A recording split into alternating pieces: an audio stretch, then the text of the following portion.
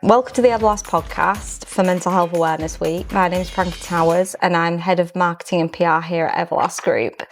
Today we're having an honest conversation about something that doesn't get talked about enough in our industry, the pressure that many men feel to always be strong, stay quiet and just get on with it. Joining us today is Site Manager Dave Youngs, who'll be sharing his thoughts, experiences and perspective on how attitudes are changing and what more we can do to support each other. So hi Dave. Hello Frankie, thanks for having me. That's all right.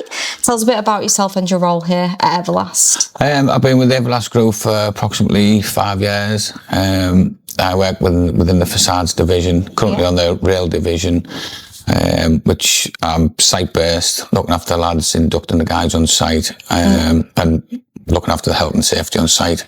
Okay, great. And what's your day-to-day look like? Early morning start, depending on where I am around the country, so it depends. Fortunately, I'm in my hometown at the moment, not my hometown, but I'm in Manchester at the moment, so it's a nice, easy commute. Yeah. Arrive on site around 7 a.m. Yeah. Do the site checks, check everything's not being tampered with on site. The lads arrive between 7, 7:30. Any new guys, get them inducted. Double check their qualifications. Give them a site brief, things that they're going to do, what we'd like them to do. They sign on to briefs, working at height, any hot works permits, let them know the site safety rules, the programme, give them a walk round, show them the site compound, discuss the programme, and get the lads to work, basically. Yeah, great. So, obviously construction can be seen as a bit of a tough industry, and we've all heard the words man up and just get on with it. In your experience, is there any pressure in that today? I believe there's an element of it still exists. Yeah. We don't see it. That's not something we implement here at the Everlast Group, diverse group. And we have equal opportunities for everybody. So if somebody's not shown, if somebody has a weakness, then hopefully we can counterbalance that with somebody else's strength and give them the skills that they need to progress. But if somebody isn't quite comfortable, then I think it's a lot more easy now to come and approach myself or any site managers at the group and say, I'm not quite comfortable, could you show me this? I'll give them a little bit of guidance.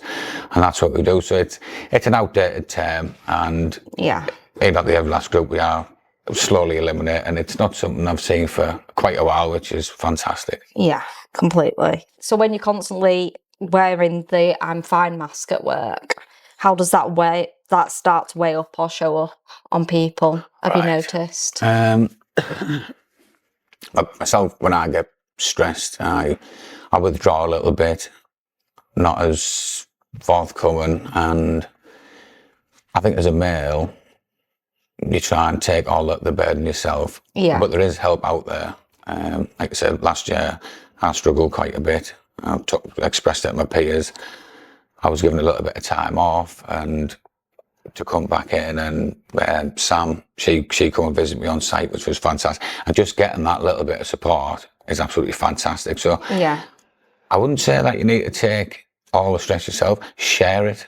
Yeah. And we're lucky enough to have yourself and other people who genuinely seem to care.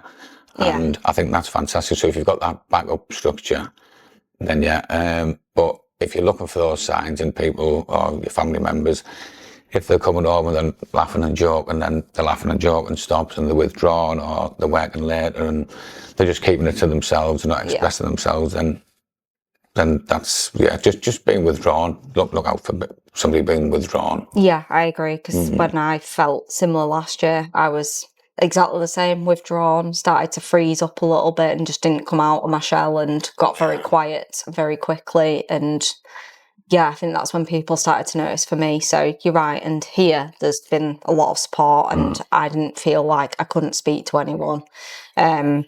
Even now, if I feel overwhelmed, just have a bit of a chat with someone, and it's quite easy to feel a little bit like you've offloaded that stress by yourself when you've got 100%. Other people to speak to. So that was kind of leads on to my next thing. If anyone's watching that wants to help someone or thinks that there's something wrong, what could they do to bring someone maybe to speak to them or to find a way of getting someone to speak out if they feel that something's going wrong? Or Yeah, it's a difficult one. I mean, I made a few phone calls through. We've got the Lighthouse family, the Andy's Man Club, yeah, which are great organisations to help. I think the first thing, just somebody close to you to confide in, and then they might start the ball rolling on your behalf. Yeah. But the first thing is definitely just speak out. yeah, And that's the key thing. Just speak yeah, up.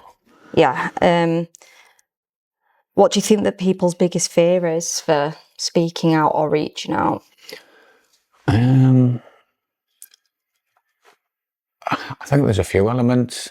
The person who you're with, they might do it on you as the breadwinner or to look up to, and so you're going to lose that aspect. You're going to lose that perception that somebody has of you, Yeah, which is fine. And once you do that, that takes courage to do that. yeah, Suffering in silence is just completely wrong. I had a brilliant analogy. I'll have to give you the link, Frankie. But so it was a guy holding up. I might rattle on now. You can edit this if we need to. But, so the guy said, Yeah. like, "What am I doing now, Frankie?" holding a cup, Holding a glass of water. Yeah, So holding a glass of water, fine. Hold it for 10 minutes. Your arms start taking a little bit. A couple of hours goes by. Pins and needles.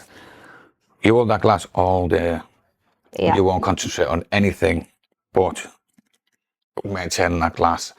So I think it's just a case of just putting that glass down when you need to. It was. I'll send you the link. He described it a lot better than me. No, that's a great, It was concept, fantastic. Because you think of that just being like, oh well, I'm just doing it, it's easy, but it doesn't mean it is after a long time time. after time. It's going to consume you. So either drink the water or put the glass down. Yeah, exactly. I agree with that one. Have you seen any attitudes changing around mental health in the workplace? 1,000,000%. Yeah. 1,000,000%. Yeah. Yeah. 1,000,000%. I was in the army back in the late 90s. Yeah. Well, obviously we did have to just get on with it then, but that's what we signed up to. But there's no harm in speaking up. And I think you'll be overwhelmed at the support that you will receive from everybody around you. Yeah. And if you don't, like I said, there's the Lighthouse family, there's a few organisations, there's a few of us from the group going hill walking at the weekend, just getting together, boys, girls, and discussing, and it'll be fantastic, and just getting that release and just relaxing. Well, that's how I use exercise. So we'll see you on Snowdon next week. Yes. I mean, if you want me to, I'll join. I don't mind. I like walking. I love it. Yeah, but I do a lot of training, like, exercise, because I feel like it lets, or even just walking the dogs, like literally if I'm feeling stressed or anything and I can feel myself getting a bit worked up, take the dogs out for half an hour or an hour. Yeah. I come back in a different person. So exercising. You deserve the break. Yeah, exercising, having that break, having a little bit of a reset always helps as well. And even that break, I think nowadays there's that many terms get flung around. You procrastinate and you can relax. Yeah, exactly. You're allowed to relax. You're not procrastinating. Call it meditating. Yeah. And just obviously don't sit and dwell in your own thoughts all day, but you have got time to relax. Reframe it essentially to it's not procrastination, it's not a bad thing, it's a good thing. It's good for your health. There's nothing wrong with having some time to yourself and getting your own thoughts. And enjoying your own things as well. Yeah, I completely agree with that. What can colleagues and managers do to make it easier for people, or to make it easier for people to speak out, do you think? Is there anything that you feel that... I think it's given that friendly atmosphere and that approachability. Yeah. So that they will approach you. Yeah. I'm on the rail division at the moment, and I had just an absolute nightmare of a weekend. And I spoke to my P this morning. He went, "Oh, Dave, if you need an hour."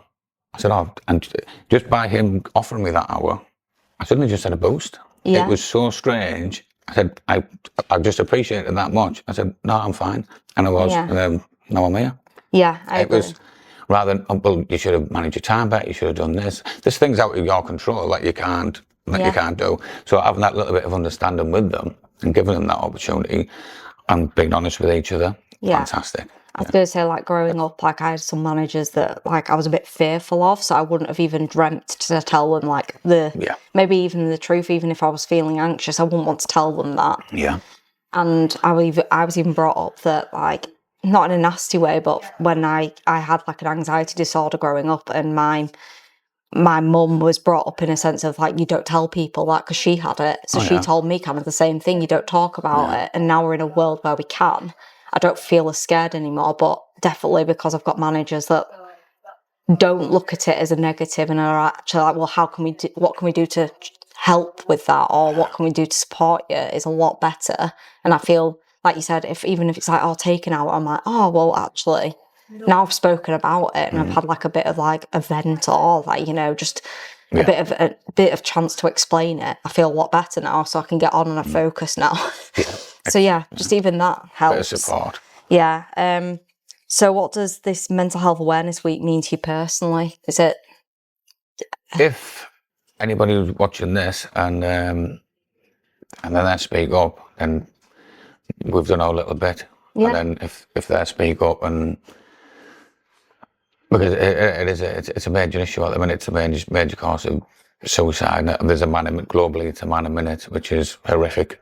Yeah. So if anybody takes anything from this, and I think they will, fantastic. Yeah, I agree completely. And if there's anyone listening quiet and struggling right now, is there anything you would say to them? Put that glass of water down. Just give it that time. Give your problems. They need addressing, whatever they are. But try and let go of the things which you can't, which you're not in control of. Yeah. And systematically, just do one change at a time. Yeah. Not every day. You don't have to do one change a day. Just that one change, and each little change you'll add up to a big change, and then hopefully that'll minimise the problem, and you can focus on the good things. Thank you today for being here today and talking so openly about everything. Conversations like this matter because mental health matters. And if anyone's listening today, please make sure that you check in with yourself, and you don't have to carry any of this alone. Thank you for listening to us today, and we'll see you soon. Thank you. Thanks.